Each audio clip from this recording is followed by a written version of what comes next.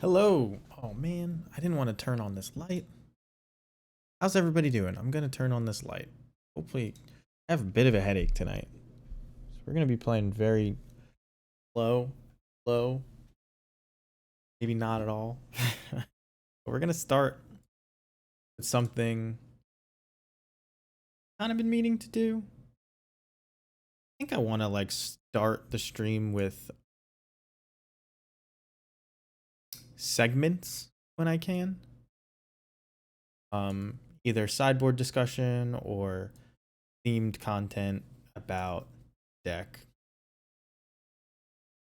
Got my hood up because I've got my hair down, killing me. Anyway, um, the post is the title is not just clickbait. Get this out. Got a semi-prepared set of slides. Prepared the first 3 or 4, and I'm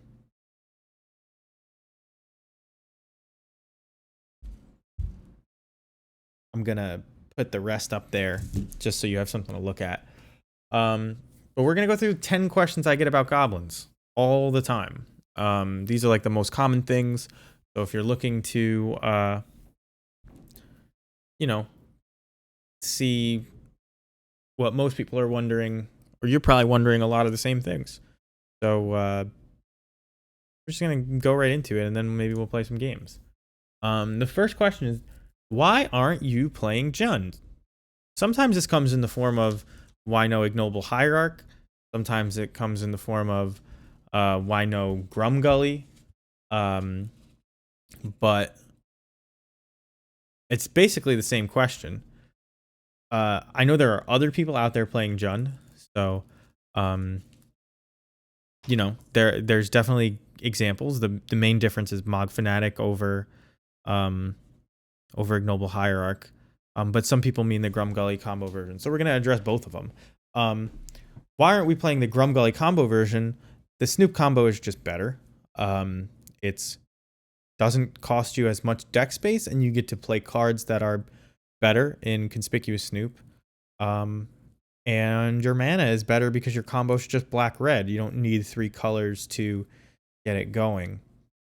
Although you only need 2 colors for the Grumgully one, to be fair.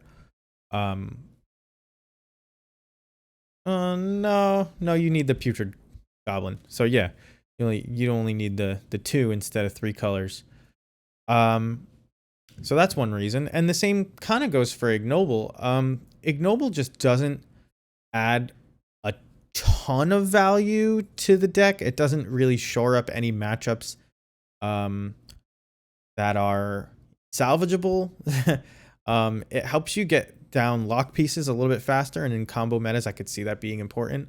But really, it just doesn't do enough, and if I was going to be playing a mana dork, I might really just end up playing Ragavan at this point. Because in any meta where Ignoble would be good, Ragavan is probably better.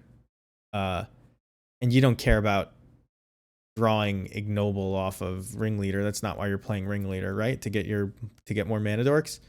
So like Ragavan's probably just better, so I wouldn't recommend playing Jund. I know people do it, but I don't recommend it. And I have reasons, I don't have results necessarily. I mean, whatever. All right, question number 2. Why don't you play Patriarch's Bidding? A lot of this is the same. There was a time when I did play Patriarch's Bidding because I was trying to outgrind Lurrus decks. We may go back to playing Patriarch's Bidding at some point. Because there are legitimate reasons to play it. But the real reason is Modern is a format of nut draws. It is not. It has slowed down a lot with the pitch elementals being introduced, because now people can draw games out longer because they don't have to tap out to get to the board and things like that. They can afford to slow you down with these very powerful threats. So it's usually pretty grindy. There are a lot of turn 3 combos, but that's like basically why you can't play Patriarch's Bidding in a nutshell, because it's slowed down but not enough, and we can't stop the combos as easily that exist without playing our own. So modern is, like I'm saying, modern is a format of nut draws, so Patriarch's Bidding nut draw kind of doesn't exist. Our current black red goblins nut draw is turn 2 Snoop, turn 3 Boggart Harbinger, and Patriarch's Bidding obviously can't come down as fast as that. And even if you were to shove it into the same deck, it doesn't help you unless drawn it and you're playing this long drawn out game, and you pretty much don't need it. On top of that, the elementals are pretty vicious when they're revived. So Patriarch's Bidding, which I have a version of here, I think. Bidding might be in the board somewhere. Yeah.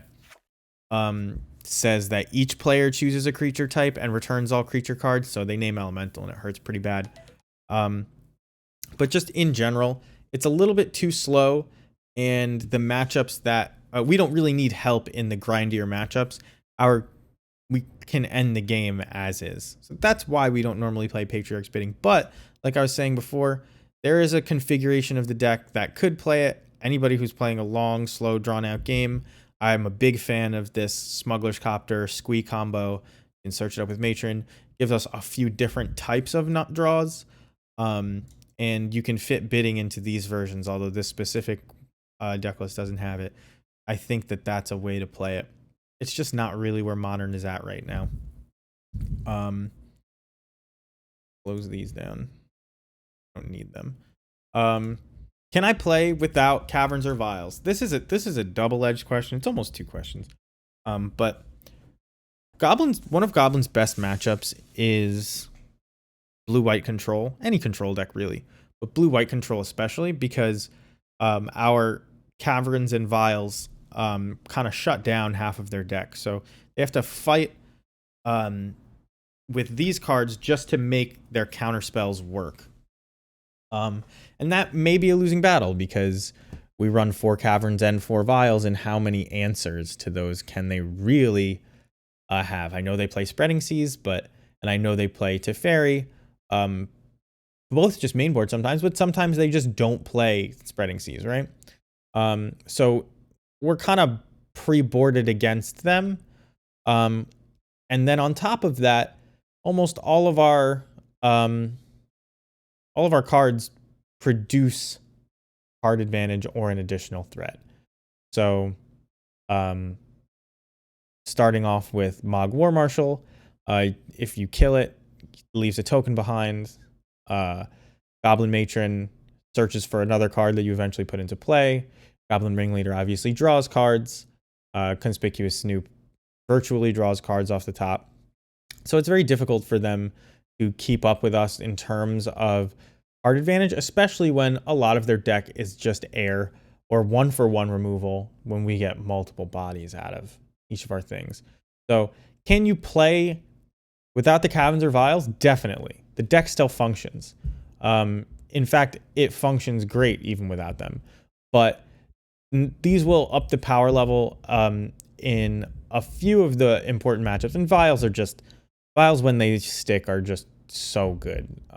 Making 3-4 mana a turn eventually in the long grindy games that we kind of want to get to is super helpful, and the instant speed stuff can catch a lot of players off guard. But you definitely can play without them. I've made decks without them. There used to be a time when I'm seeing if I have an unearthed list, but it doesn't look like I do. This might be it. Yeah, you could just switch these with unearths.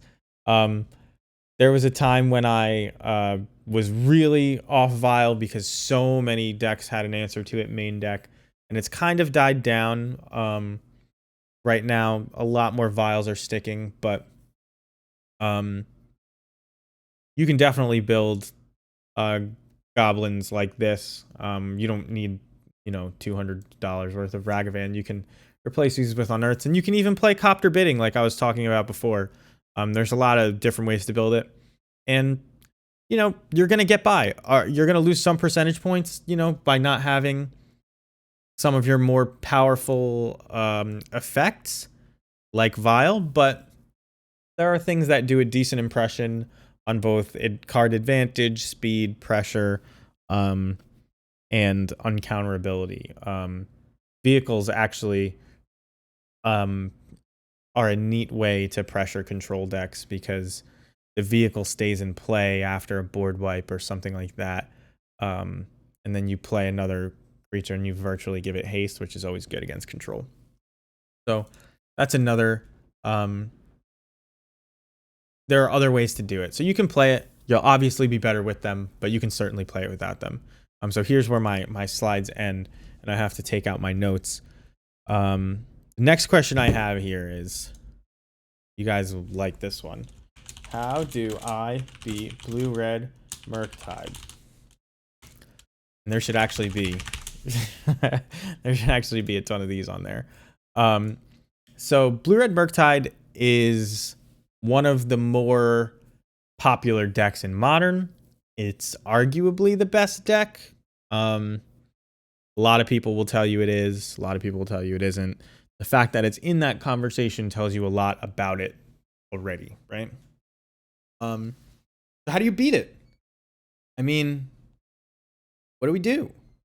Well, how do you even sideboard against it? Some people swear by Leyline, and I don't.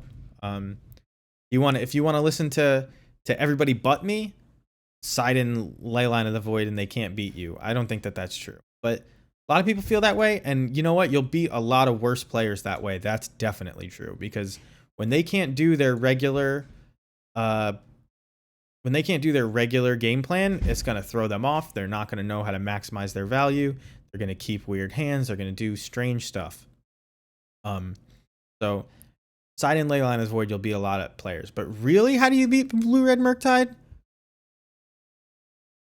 The unfortunate answer is you just have to play better and play tighter. That's it. You have to look a few turns ahead. You have to establish your board presence and keep it as best as you can. There is never really going to be a haymaker answer to them that just ends the game, because they play, number one, they play some of the best card advantage spells. They play some of the best removal spells. They play some of the threats that end the game the fastest.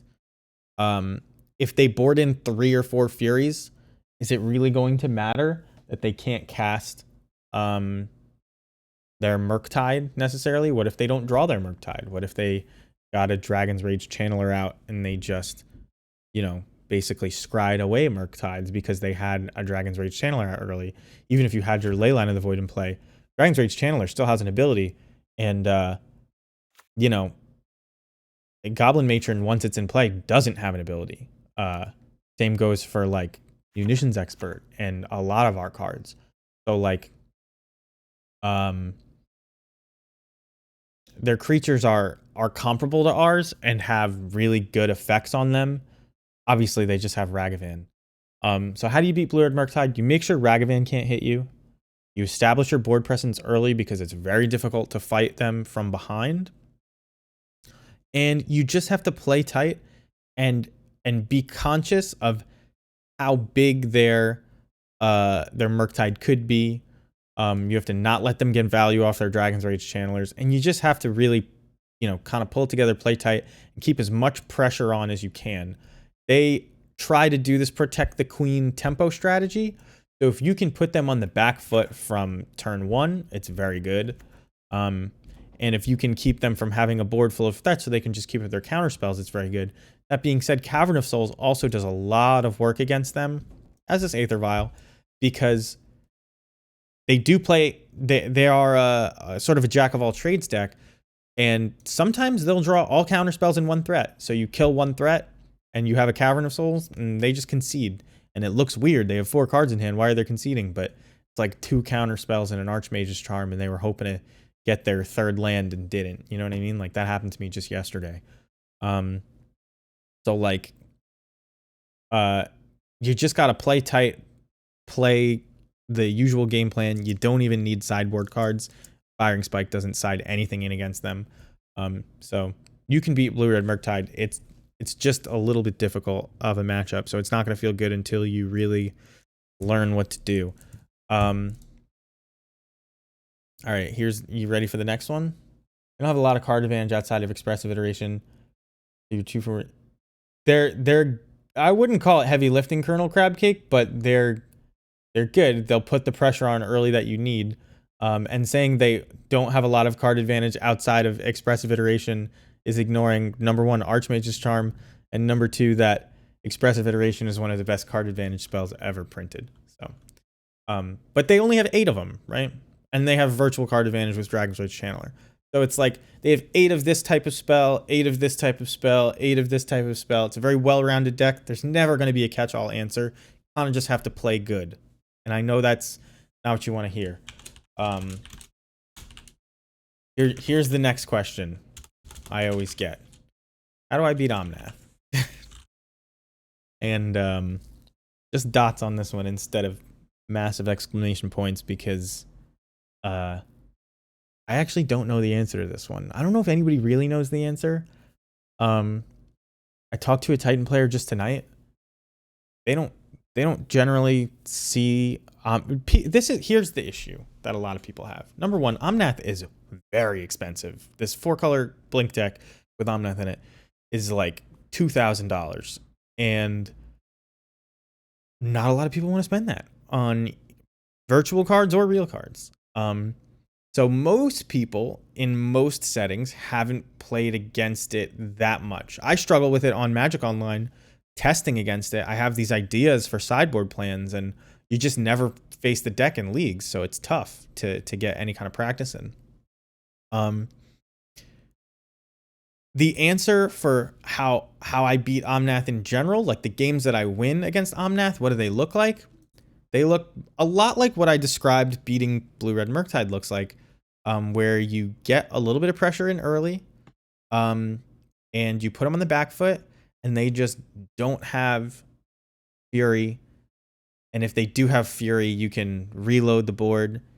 The key, when you really know, like, oh, I've got this game, is when they play an Omnath on turn 4, and it's like just to cycle, and they don't gain any life off of it, or whatever. And the same goes for a turn 5 Omnath, but they still usually make a lot of mana, and sometimes they'll like, all right, I guess I should explain the difference between a turn 4 and a turn 5 Omnath. A turn 4 Omnath, they've made their land drop, and they can't gain life, right?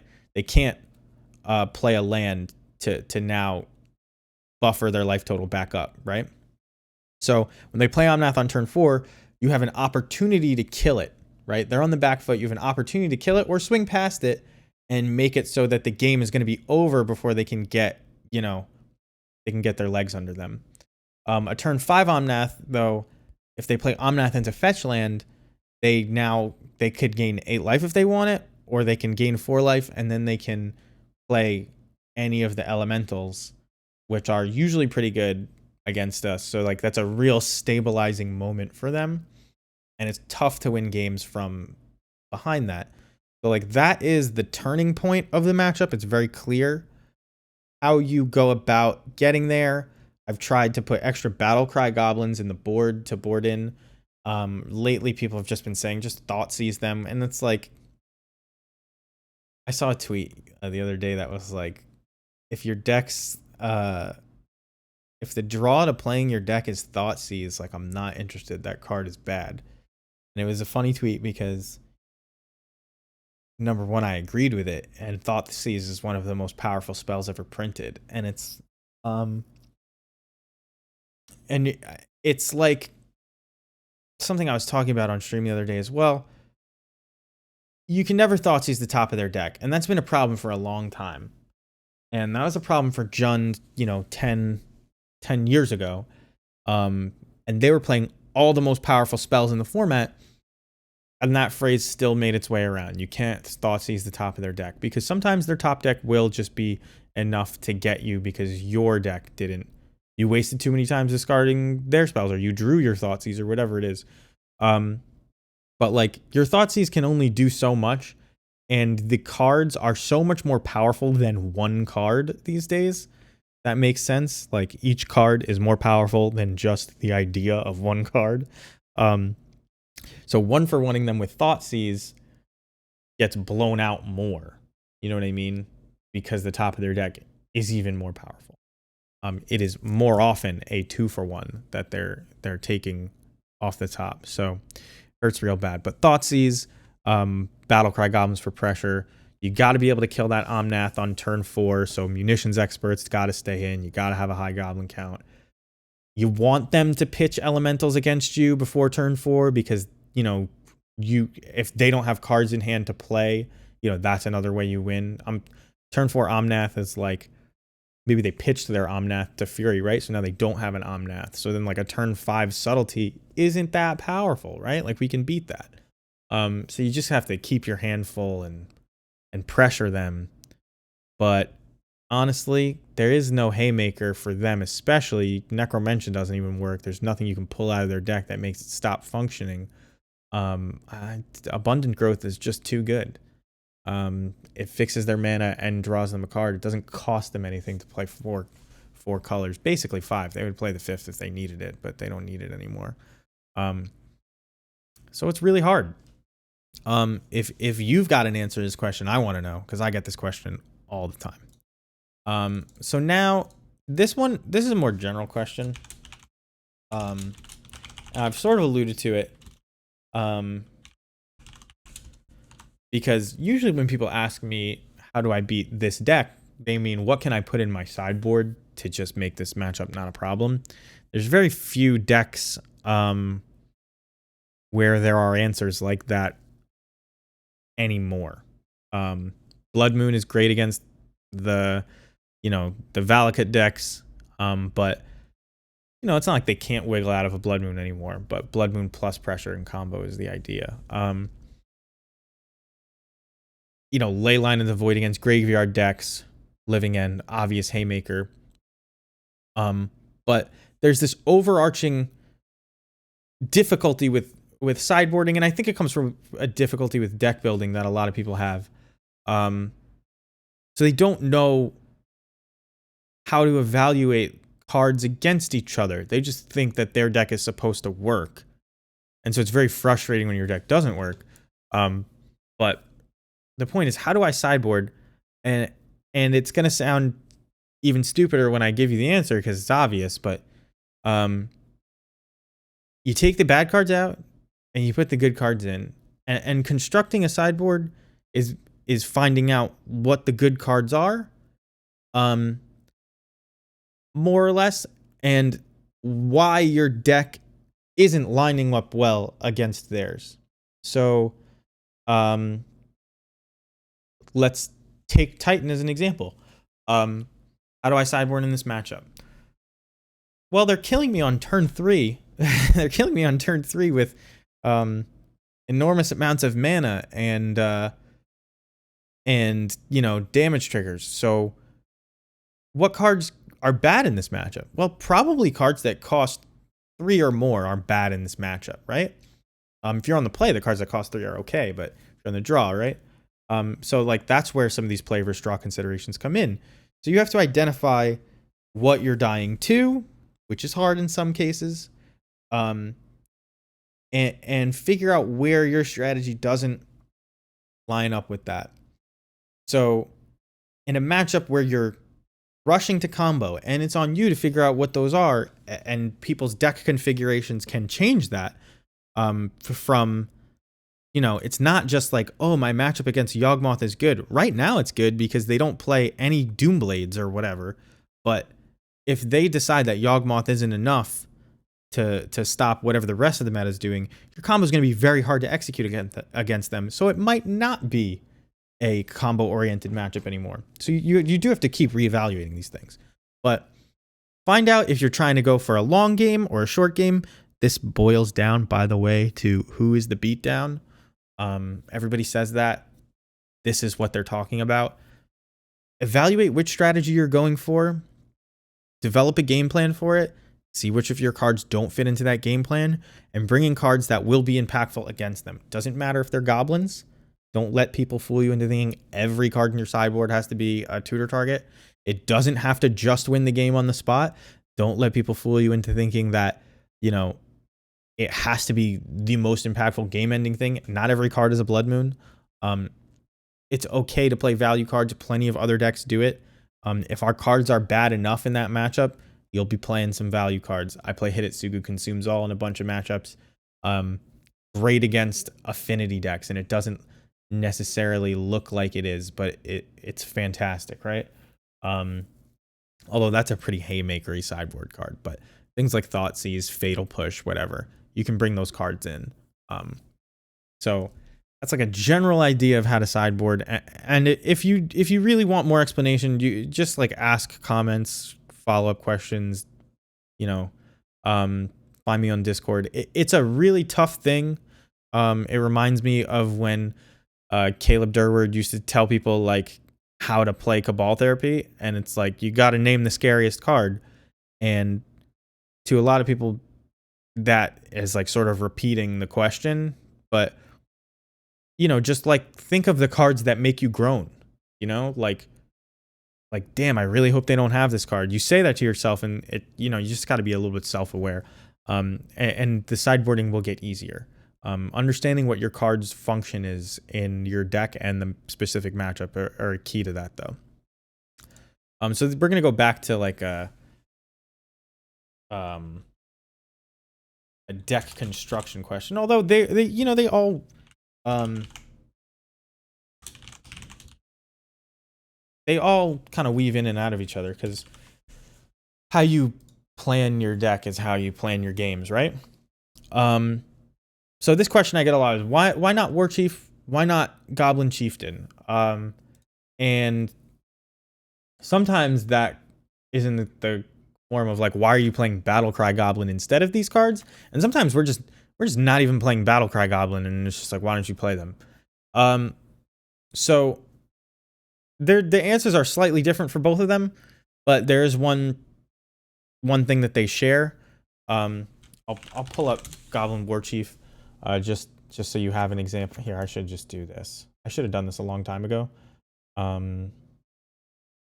It's settings, card preview.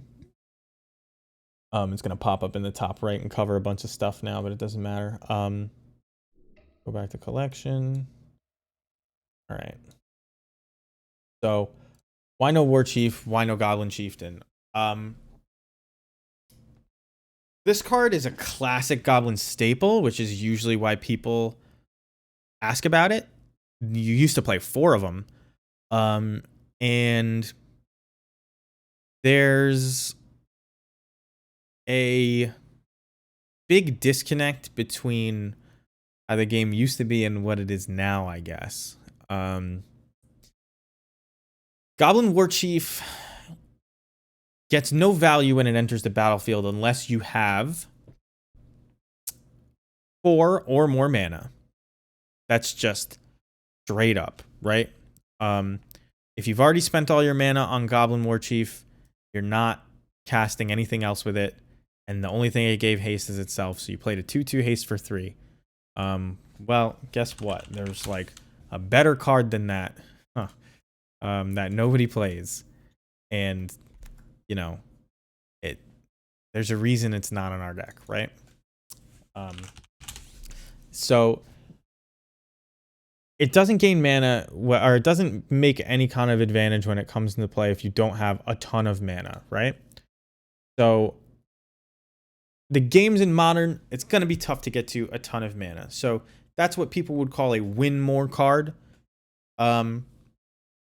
If you're already in like this big board stall, which doesn't usually exist in Modern, this can get value, but it's very rare that that's going to happen, right? Sometimes you'll storm off with it and feel like a genius, but it's not really often. On top of that, some of our best cards see no value from War Chief's mana reduction.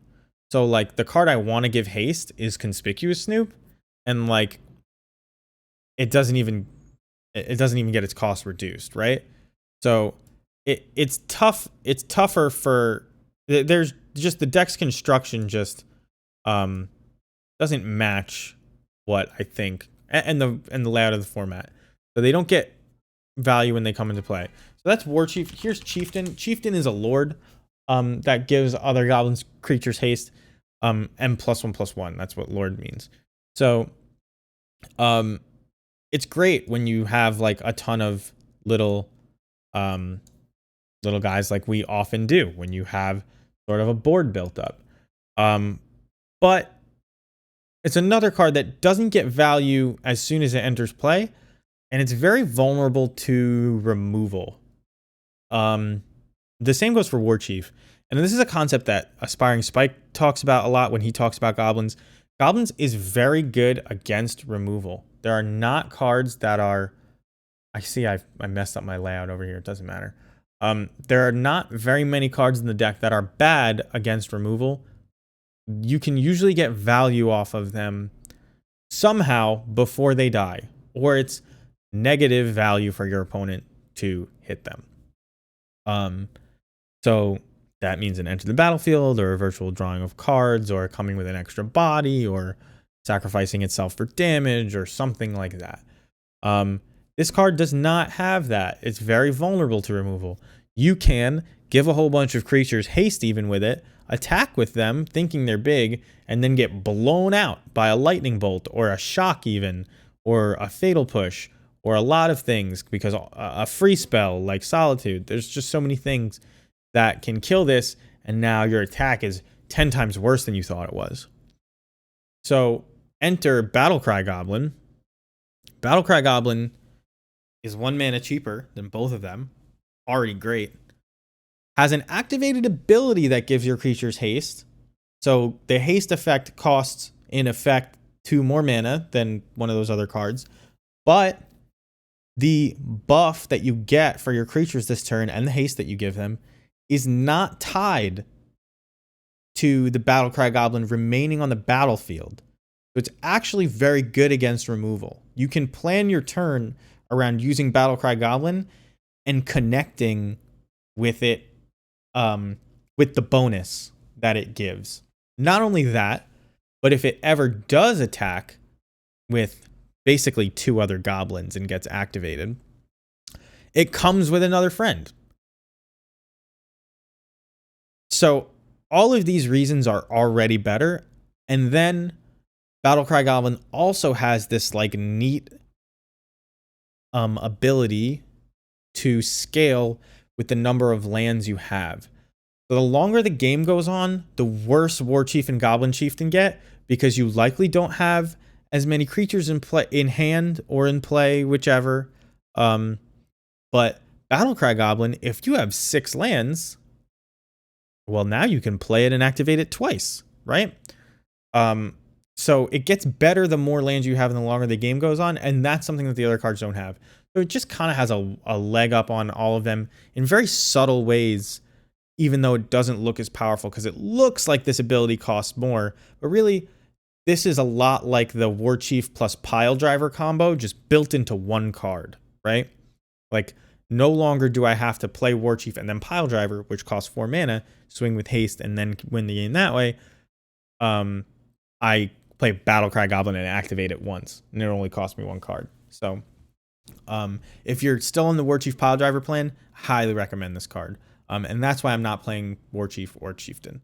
It's just a more modern card, better against removal, and it kind of does all the things that those cards do in a 1-card package as opposed to a 2-card combo. Oh yeah, so then this comes from newer Goblins, actually, because the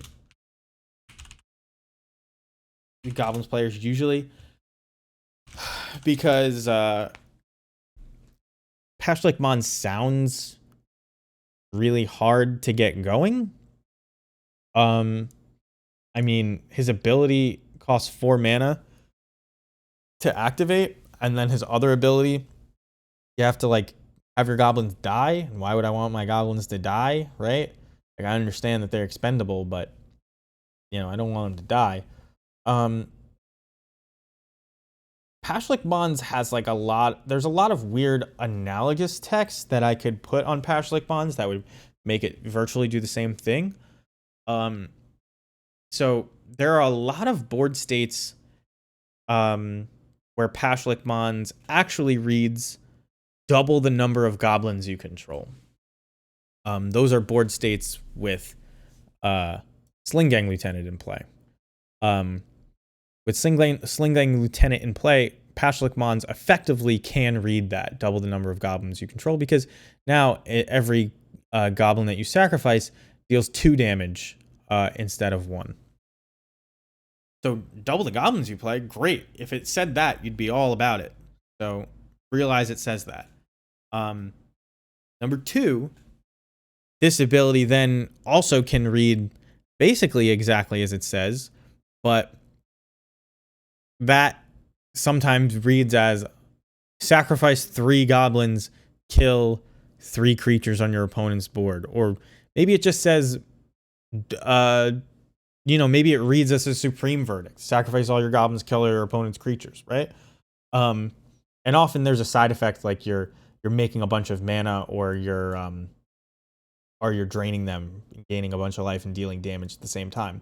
So like it can be a board wipe. It can be just a giant fireball to the face. Its other ability is one of the things that really puts it over the top. It is a never-ending value engine. It's not exponential, but you gain a goblin every time you sacrifice one. So it does feed itself, and it pays you for it sticking around, which means your opponent will have to kill it and may not be able to, so it can just take over a game. It's one of your best ways to kill Plague Engineers, actually. It survives a Plague Engineer, and you can't see that it's a 2/2. It survives a Plague Engineer, and then you can play, a Mog War Marshal and kill that Plague Engineer. Wow, why am I doing this right now? Kiki Jiki just needed to be the center of attention. It has a lot of subtle text, and there's a lot of difficulty in using it. It's not the best when you slam it on turn 3, but in a matchup like Yawgmoth with a bunch of mana dorks, it is pretty good when you slam it on turn 3. So, add to that the fact that it's got this extra ability tacked on that can prevent lifelink. It's like a very big toolbox card in one card.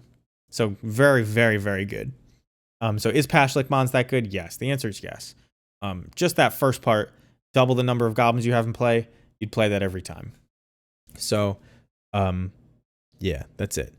I said 10 questions. One of mine I combined into 2. So we're going to go with this question. This is, we have an honorable mention question as well. This kind of goes in with the Jund questions of before.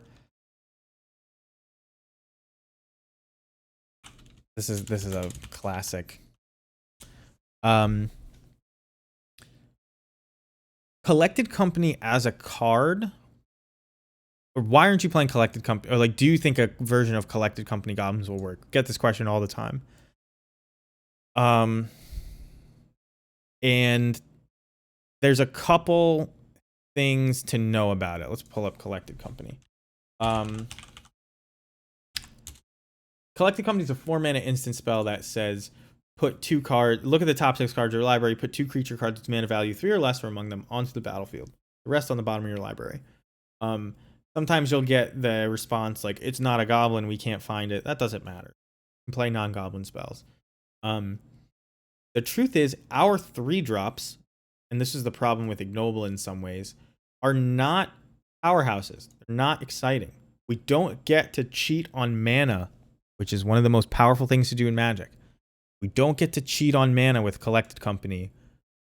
Our best spells cost 2 mana. These are what you're kind of hoping to hit off Collecting Company. And while Matron is great in that it tutors the equivalent card in other colors, especially colors that Collecting Company plays, like Eladamri's Call, tutor a creature, they cost 2 mana. So you're paying 1 mana for a 1/1 and 2 mana for a tutor, right? But like, we're not really cheating on mana with most of our hits on this. And that's one of the things that makes Collected Company really strong. So we don't have the most exciting 3-drops to hit. Our 2-drops are good, but we can just play 4 mana for them if we're really doing that. So like, this isn't the powerhouse that it is in other decks, and to set it up would be too difficult. A lot of the other decks that play Collected Company have Lords for really cheap, or just like fantastic 3-drops, or things like that. We kind of are a little bit lackluster there. And so we need to have a lot of these cards, and Goblin Ringleader can get more than 2 cards from the top of your library. And so since we're going to be playing a longer, grindier game usually anyway, we can afford to play this, and it's just better. Goblin Ringleader is just better at 4 mana. That's mainly the reason why you're not playing it. Our cards, they cost cheaper than that and are not even well costed for what they are. And now we're going to bring ourselves to the last slide. Obviously, I haven't made the last question I have in my notes. How good is Goblins in the meta right now? Question comes up more than any of the others, probably. How good is Goblins in the meta? What does it even mean? Unclear. Can Goblins ever be the S tier best deck? No. Sorry. If you were looking for that, go somewhere else. Why? Because every card in our deck dies to a shock. Every card. I guess with the exception of my War Marshal. So does that make it the best creature in our deck? It's never going to be the best S tier deck because it's a creature deck. There are ways to deal with creatures, and we're not doing anything particularly unfair. We're a fair creature deck. We have a combo in it, but creature combo is easy to deal with, right? It's never going to be impossible for other people to sideboard against. So if Goblins ever finds its way to the top of the meta, which I honestly believe Goblins has very good matchups against most of the decks in the top of the meta. I don't believe Omnath has any bad matchups. Don't at me about that. It's not good against that one. Goblins has great matches against most of the decks at the top of the meta, so like it's a fantastic choice. It's not forgiving. The deck is not going to help you the way Blue-Red Murktide will, and that's one of the harder decks to play, even with a lot of decisions that matter that the better players will get a lot out of. Goblins, the better players will get a lot out of it, and the worst players will get way less than the worst blue-red player will get out of their deck, if you know what I mean. Their cards are just more powerful, right? They don't have to scrap as much. Their fail cases are a lot lower, are a lot higher power level than ours are. Our fail cases are a lot lower. So like sometimes Goblins will feel bad. Sometimes you'll play into a free spell and feel awful, or you won't draw whatever, and you didn't set up with your Matron the right way. You have to really be thinking, 2-3 turns ahead, and your deck rarely can give you the perfect top deck that is just so strong it gets you out of it without you having already navigated the game to a good position, right? So it's never going to be S tier. I don't know what to do against this deck the way we struggle against some of the others. But it is very good right now, and it will never be that bad. This is the second half of the question. I always talk about how Goblins is sort of the, I guess the word is a litmus test for the format. It's like you must be this tall to ride. In very much the same way Twin, which was a banned deck, was the litmus test for the format. But if you couldn't kill Deceiver Exarch, if you couldn't, you know, deal with Twin on turn 4, you know, don't show up if you don't have a good Twin matchup. Because it was going to be everywhere. You needed a plan. Goblins, the question we ask is a lot easier to answer. If you can't kill a 2/2 on turn 3, don't bother showing up. But that's such a low bar. That's most limited decks can deal with that, right? It's an infinite combo that, you know, you get to stop with your shock on turn 3, but it's a very easy to answer thing. So there are a lot of poorly built decks out there that don't worry about answering things on turn 3 because they're looking to beat things like Blue-Red Murktide, where they think, oh, I'll have like 5-ish turns to set up my game-winning combo, and they just can't hang with us. We destroy them. They like it's almost a joke, right? Like I'll play this on turn 2, and they're like, okay, I tap turn 3, I play, I don't know. Let's like they put Tameshi in play, let's say, or they put Winota in play. Even I just lost to Winota the other day on stream. They attack you, they deal 14. You know, oh, I'm not dead. Okay, combo you. You know what I mean? So you need a turn 3 actual kill. Not even Hammer isn't that fast sometimes. If they couldn't, you know, turn 2 the 10 damage with one hammer, it would be a much different story, right? We're much faster than their average hand.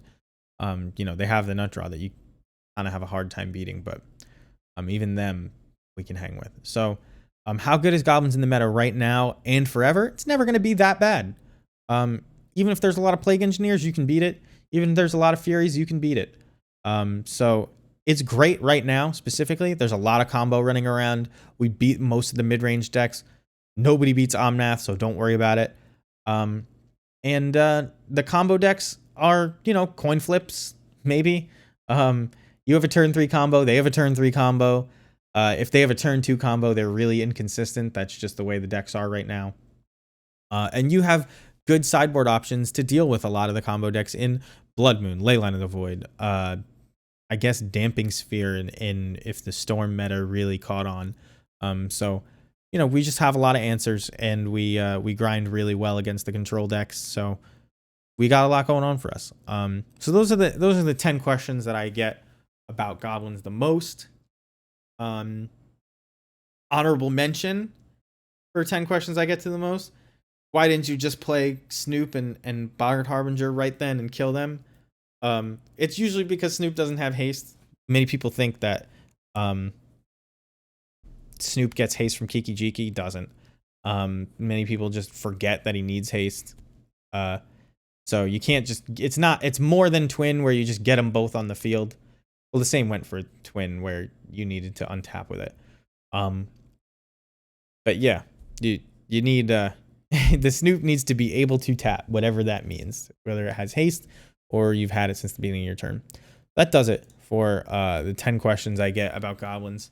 I'm going to transition into the second half of our stream where I'm going to play a match or two of a Modern League with Goblins. Oh, you know what? Maybe I actually today I went to a paper tournament for the first time in forever. I won. I went 3-0. And I won a whole bunch of packs. I'm glad you found it enlightening, Colonel Crabcake. I won a whole bunch of packs. And I may cut the stream here. No, I don't care about the YouTube VOD. You guys can watch me open packs if you want. Maybe I'll open the packs on stream. It's either that or play like one game of a league, one match of a league.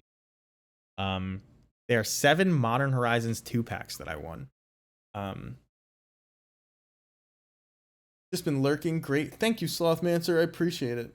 Thank you for the congratulations. It's a local type tournament. There was 6 of us there. So like the first time I've gone in years. Um, open that monkey. Let's see it.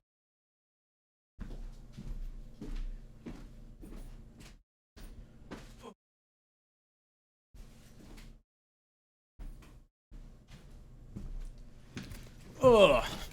So this is. I actually got this from a thrift store down the street. This like a fanny pack that I was wearing as a shoulder bag. It's like so perfect. Fold up my playmat because I don't give a shit if it gets all creased. Brought like one deck. It's the first time I used it. Fits everything. That's why I'm pulling everything out. It even fit my prizes.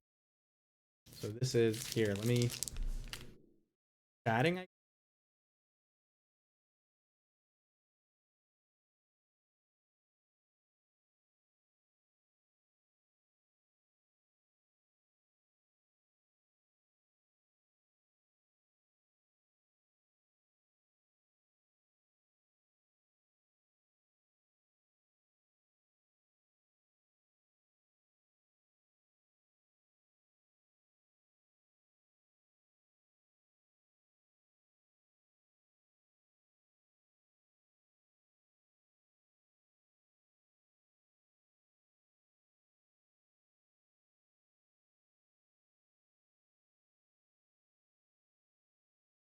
I realize it's muted. I'm gonna fix it. I was trying to ASMR it. I don't know how much you guys heard. Give me 2 seconds. Chatting.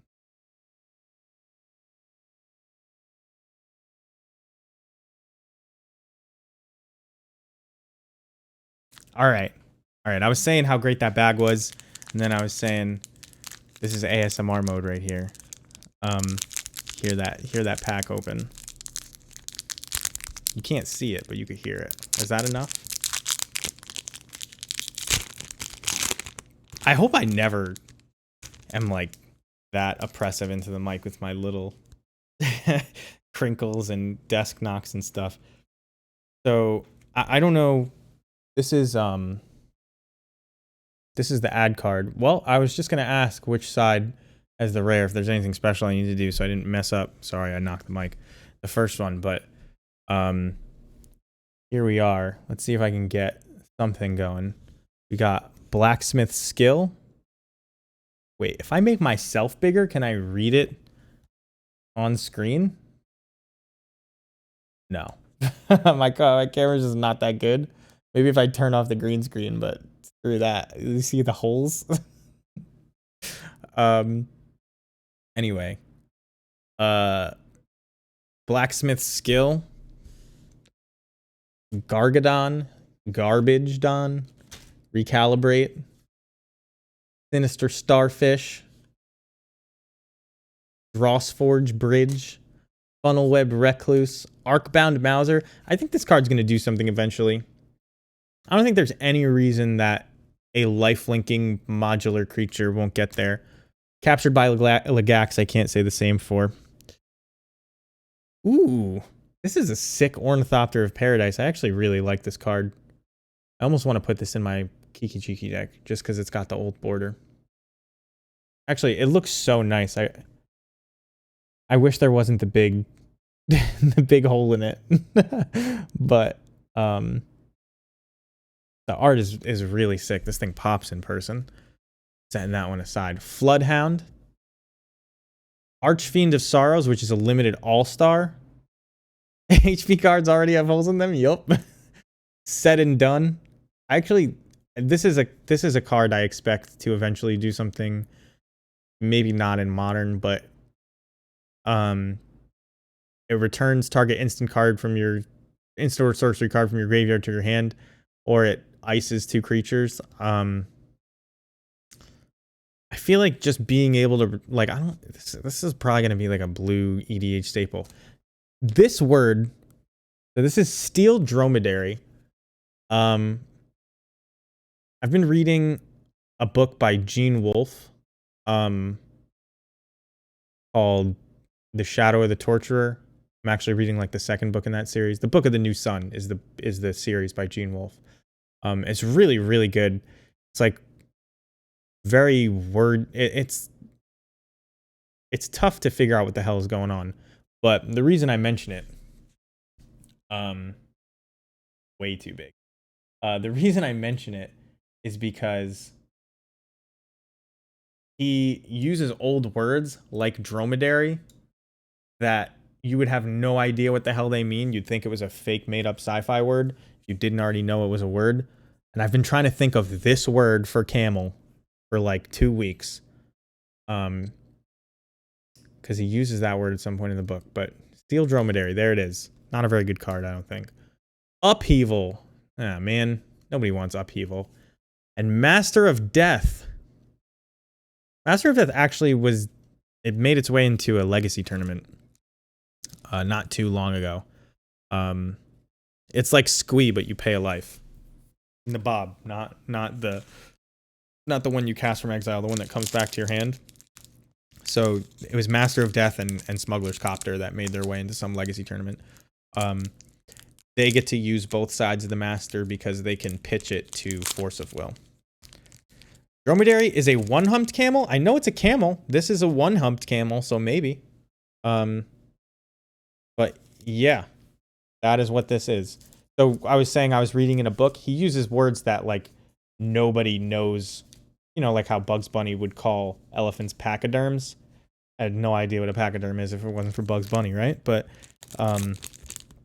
so they find like dead words like that and bring them back so that you think that they're using, you know, a made up sci-fi word, but really it's just a word that the Romans used to use or something like that. Retro Border Scalding Tarn? That's foil, isn't it? Hard Evidence, that's playable. Shout out to Mana Symbol. Zach something. I don't know his last name. Rill? I think it's Rill. Late to Dinner. Mr. Rhino. Viashino Lashclaw. Flourishing Strike. Wow, Flourishing Strike is like a spider web of green screen. Cabal Initiate. Oh no, this is bad. Never mind. I thought this was going to do something different. This is the Madness, Threshold, whatever card. Goldmire Bridge, Black-White Bridge. Draykeeper, Mr. Squirrel. This is like fixed Hermit. I don't remember its name. Tragic Fall, sick Innistrad card. Actually, I think it was Tragic Slip in Innistrad, so Tragic Fall is different. Yeah, Tragic Slip. Another Ornithopter of Paradise, not nearly as cool. Not nearly as cool because it's in the new frame. Wave Sifter, modern playable Wave Sifter, if you need to make 2 game objects. Retro Border Scalding Tarn isn't in draft packs? I don't even know. Is there a difference between draft packs and collector packs for... Yeah, this is a draft booster. Young Necromancer, another sick card that probably won't ever see play, but is very cool. Spreading Insurrection, cool card. Altar of the Goyf, and then just one more card behind this Altar of the Goyf. You can see through the Altar of Goyf, but not to the card behind it. Wait a second, that's not a rare. Is there one more card behind this? There must be. Soul Snare. Soul Snare sucks. Ignoble Hierarch. All right. I already have a ton of these. I actually don't have any regular bordered Ignoble Hierarchs. All mine are the sketch border, so not the worst pull, but not what I wanted. Obviously, we're looking for monkeys.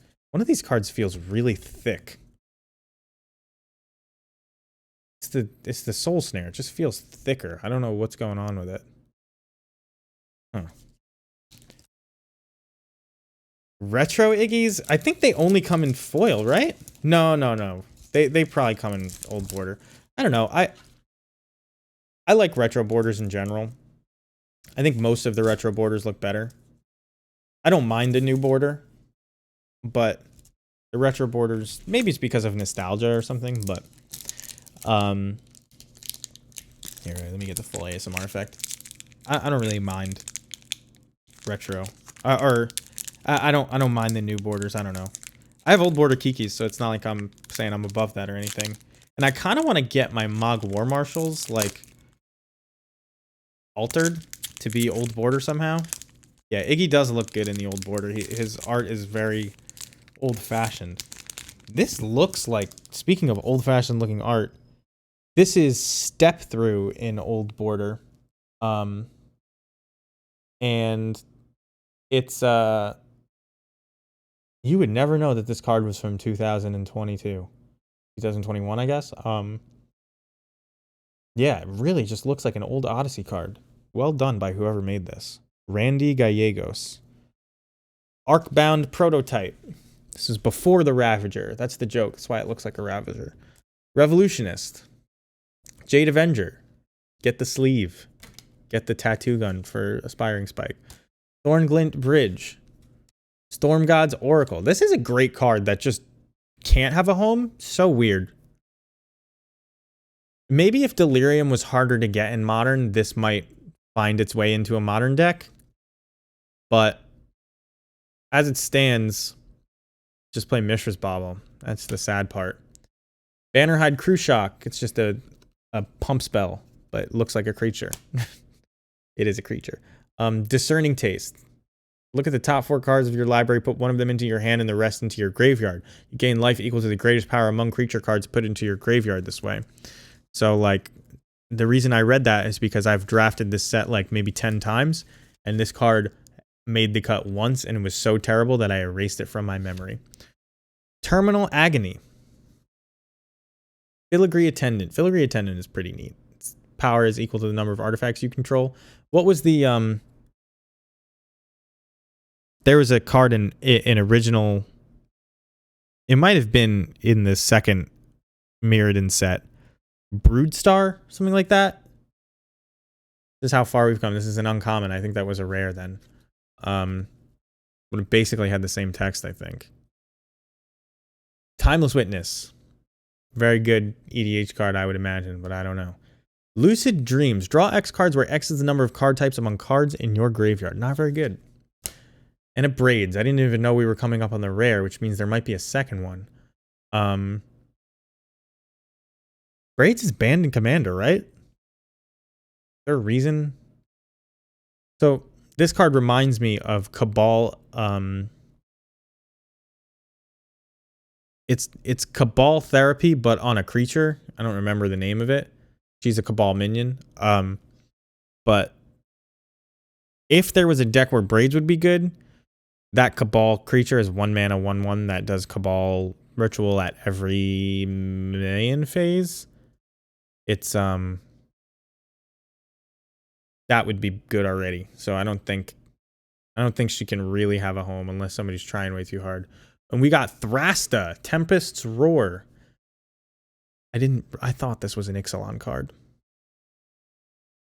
Spell costs 3 less to cast for each other spell cast this turn. Trample Haste, trample over Planeswalkers. Thrasta Tempest Roar has hexproof as long as it entered the battlefield this turn. Cabal Therapist. Yes, that is the name. Thank you for calling it out. All right, so far no money. Actually, Thrasta might be money. I don't even know. We got 4 more packs though to hit a monkey. I wanted to play Cabal Therapist in our deck for a while. The problem is you can't really play Cabal Therapist on turn 1. It kind of sucks to play on turn 1. You want to play it when you have something else to sacrifice. So, like, then it takes a while to get going. Steelfin Whale. I don't know if I ASMR'd that pack well enough. Late to Dinner, which means here I'll give you an extra ASMR. I don't know if you can really hear that well. It might just sound like slapping and farts. Anyway, Gouged Zealot, Abundant Harvest. I wasted 200 tickets on playing Abundant Harvest when this set first came out. It was terrible. Vermin Gorger, Silver Bluff Bridge, Funnel Web Recluse, Chrome Courier, which is actually solid. Mental Journey, also solid. Never going to see play in any format ever. Nested Shambler. This is a squirrel card. When Nested Shambler dies, create X tapped 1/1 green squirrel creature tokens where X is Nested Shambler's power. But it's an old border, which means maybe somebody wants it. I don't know. I don't want it, but I did see somebody play it in Modern once. Because creating, a 1/1, I was just talking about Cabal Therapist. This is the kind of card you want to play with it. So if that's a zombie, maybe this gets going. Flame Tongue Gearling. I love this card. I already own 4 of them. Not in the sketch border, I don't think, because I wanted probably the old border if that exists. But this is another solid card in Modern that I expect to see play eventually. Just hasn't yet. Fast and Furious. Shoutouts to Vin Diesel. Batterbone. Shoutouts to better cards like Batter Skull. Mishra's Factory. I actually have a few Mishra's Factories now. Spike was playing Mishra's Factory in that black Cabal Coffers deck for a while, but not anymore. Diamond Lion. Definitely one of the worst rares. And a squirrel token. Diamond Lion says discard your hand, sacrifice Diamond Lion, add 3 mana of any one color. Activate only, as an instant. The only card I can imagine that goes, what is it, Heartless Summoning? And I don't even think this works because I think it gives it too much of a downgrade. No. Okay. You could Heartless Summoning in Diamond Lion, but nobody, it doesn't have haste. So like you have to untap with it. But maybe there's something that gives creature spells haste that you'd play with Heartless Summoning in Diamond Line. I don't know. Card's bad. Card's real bad. You have to jump through a lot of hoops. It's bad, and it may break a deck someday, but it's bad. All right. You can hear me struggling to open this. Battle Plan, basic land cycling, and an effect that you don't want. Phantasmal Dreadmaw. I always love these Phantasmal cards, actually. Phantasmal cards always say, when Phantasmal X or whatever becomes the target of a spell or ability, sacrifice it. So the illusion creatures. I always thought that was a very cool concept. You know, a lot of the spells that target creatures in competitive play are going to be killing your creature anyway. So, like, pretty neat way to shove power onto something that could theoretically see play for just being vanilla and overpowered, but never gotten to that point yet. Guardian Kieran, whenever a creature you control dies, put a +1/+1 counter on it. Not the worst. Abundant Harvest. Tizarus Charger? I've never had to read this out loud. But it's got Escape. Another Mauser. Another Lagak. This is like a mirror. This must be... They have these like print blocks that you can suss out. Where like cards are near each other on the sheet. So you'll see them again next to each other a lot in packs. And then you'll know that you don't have other cards. But it's another Old Border Ornithopter of Paradise with those Lagaks.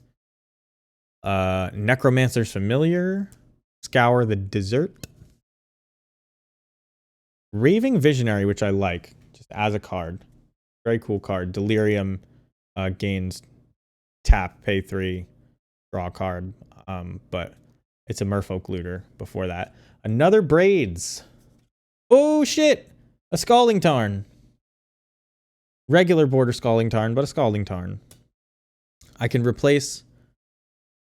Here, let's do the test. Pack Fresh Scalding Tarn versus... Fake Scalding Tarn. I gotta find it. I proxied up a Legacy deck a long time ago. Blue-Red Delver. I had to troll with the Braids right before True. I proxied up a Legacy deck a long time ago. And I wasn't paying for Blue-Red Delver. I'm never playing that in the tournament. I just wanted to have it to give to people so I could play against them and not force them to play a combo matchup all the time. Here's what a fake Scalding Tarn looks like. Now, in the camera, with the glare and the sleeve, probably not too different from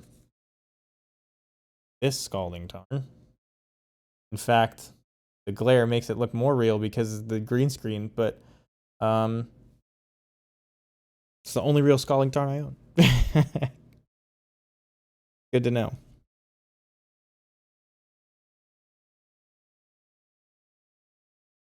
Putting this one away. Give me a second. We got 3 more packs to hit a monkey. 2 more packs. Excuse me. Not 3. 2 more packs to hit a monkey. We hit a Scalding Tarn, though. I don't know what that's worth. But probably not selling it.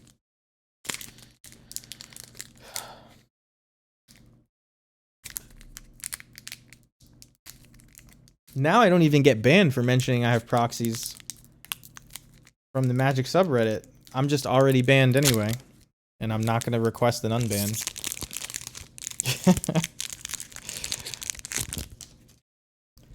Soul of Migration. You know, first of all, I'm saying I'm banned. You know me. I'm not some edgelord. I got banned for some bullshit reason. Just like a lot of people. Mount Vel's Manticore. I'm surprised this is the first one we saw. I like this card a lot. At the beginning of combat on your turn, discard a card. Manticore deals X damage to any target where X is the number of card types the discarded card has. So it's obviously a Delirium card. No other card really operates like that, and I just love that. Like, you can basically at most shock something. Very cool.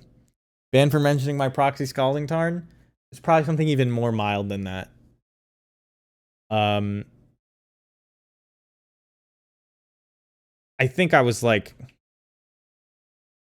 that. I said something where I got banned once, and I was like, really? And then I got unbanned, and then I can't remember the thing I got banned for. I think somebody was like, these people at my local game store bring these lowly playmats, and it's disgusting. And I'm just like, there's people advertising OnlyFans at GPs now. Like, that's just Magic is, you can't bring your kid to it anymore. I don't know what to tell you. And like, the lowly playmats are not even the worst thing there anymore. But for another time, it's just upsetting. Hell, not that I dislike those people. It's just like, you know, you can't really bring your kid to somewhere where people are walking. It's not really even the GP. It's like, I don't like how many of the streamers at the top of the Magic Twitch thing just have OnlyFans. Yo, I spit that fact out every time I pass a restaurant called Ponzarelli or something like that. Which is like the deep fried pizza thing that Ponza is named for, because I guess it's red, white, and green. I don't even know. It's a horrible deck name if we're being honest. But yeah, that's funny. That's a funny reason to be banned. Everybody gets banned for something stupid. I'm banned from Jeff Hoogland's chat for probably saying something equally innocuous, and I don't care. Flourishing Strike. Ornithopter of Paradise, but the bad version. Tragic Fall. Dihada's Ploy. Great draft card. If you've ever seen the Ham draft, you'll have like 6 of them. Not really. You'll have like 2 or 3. Road to Ruin. That's easy to do. Yup. Everyone knows that. Squirrel Mob. Squirrel Mob gets +1/+1 for each squirrel on the battlefield. Now, there are 3 cards after this Squirrel Mob? Or 2 cards after it? But 3 if you count this Thopter token, which I'm not gonna. So, what the hell is in this pack? Archon of Cruelty. That's pretty sick. I'll take an Archon of Cruelty. And what's this last one? Foil Sea Drake. Now, the Sea Drake art, I don't know if you can see because of the foiling and the green screen. Actually really cool. Very reminiscent of like Japanese blockwood art. Woodblock art, excuse me. Actually really like this card's art. So not disappointed to have a foil of it. Pretty neat to see it in the camera too, like that. It looks really good. I like that. All right, last pack. Monkey time. I mean, Archon of Cruelty, what the hell is that worth? That was a sweet pack. I don't know what the squirrel card might be worth something, but people probably want like an old border version of it if it exists. Don't know if it does. All right, I'm ASMRing this pack purely by accident because I can't open it. There we go. Last pack. Give me some monkey luck. Should have said that before I opened it, but whatever. Burdened Aerialist. Shocked that this is the first one I saw. Imagine doing a Modern Horizons 2 draft and there's only 1 Burdened Aerialist in the whole pod. Kind of crazy. Squirrel Mob is like from Odyssey or some shit. I think it's just a new card. I don't know. It just says Squirrel Mob gets +1/+1 for each other squirrel on the battlefield. I don't think that existed. It says it's a Scoot Mob reference, right? Maybe not. I don't even know what Scoop Mob does. Lens Flare. Mind Collapse. Terrible card. Terrible, terrible card. I don't understand why this hasn't made its way anywhere, but I guess it's just because Fury is better. It's a rare from Odyssey. I didn't know there was a reprint. No idea. Flourishing Strike. Kitchen Imp in the sketch. The sketch Kitchen Imp looks way cooler than the finished one. I think they didn't use this as the final art? I remember Kitchen Imp flying. What? Gotta look this up.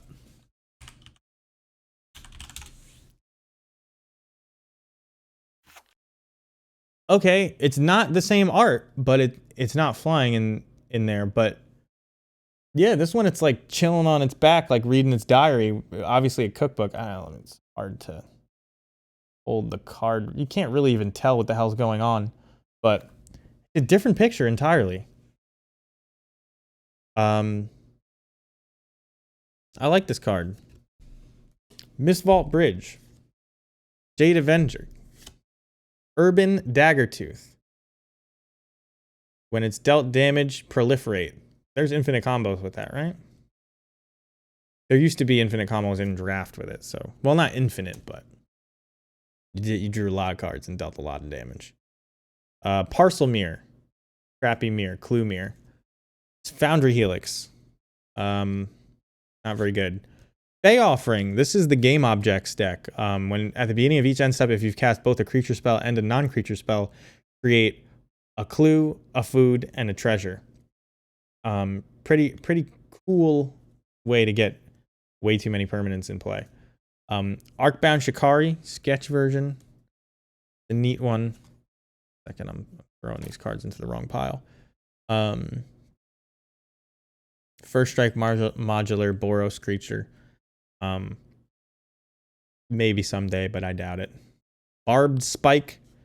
An equipment. One white equipment. Counter Spell. Don't much care for this printing. Or really the card in general, but I'm not a counter spell caster. I think we have only one card after this counter spell. So it could be a monkey. I am covering it with a construct token, which is the coolest token I've gotten yet, actually, by far. Maybe I got an Urza Saga. I don't know. We're about to find out. I don't know what that is. What is that? Out of Time. Old Border Out of Time. When Out of Time enters the battlefield, untap all creatures, then phase them out until Out of Time leaves the battlefield. Put a time counter on Out of Time for each creature phased out this way. It has Vanishing. Well, it operates like an old card. It looks like an old card. And it's garbage like an old card. Yeah, I guess we're done. And yeah, what a perfect place to end the stream. We're out of time. It's midnight. We got no monkeys. We had a couple decent hits. Scalding Tarn and an Archon of Cruelty. You know, if they told me that first prize for winning that tournament was a Scalding Tarn, I would have been psyched. So here we are.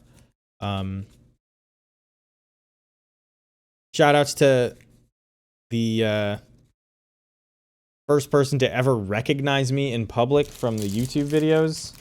That was pretty surreal experience. Thought there was like 5 of you guys out there. And there's no way it just so happens that if it's 5, you know, they live, what, within 20 blocks of me probably? So that was pretty neat. Shout out to Andrew if you see this one. I had a great time tonight in general. Glad I won these packs. Thank you for watching the 10 questions about goblins. Thank you for sticking around to see if we could get lucky with a monkey. I'm not going to add these cards up. It doesn't really matter, the value of them.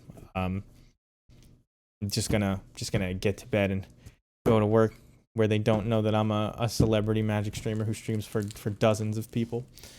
It's 2 right now. Thank you everybody for joining me though. Again, if this is your first time here at the stream and you're watching live, follow so you can see when we go live next time. If you're watching on YouTube, you should follow Twitch so you could come hang out like Sloth Manager and Colonel Crabcake were tonight. Thank you very much. If you're watching on YouTube and you don't feel like following, just comment and yell at me. If you have more questions you want to know the answers to, you can always ask them there or in the Goblins Discord, where if I don't get to it, somebody else will. Not planning on getting my own Discord anytime soon, so you can always find me at the Goblins Discord. Anyway, thank you everyone again. Have a good night.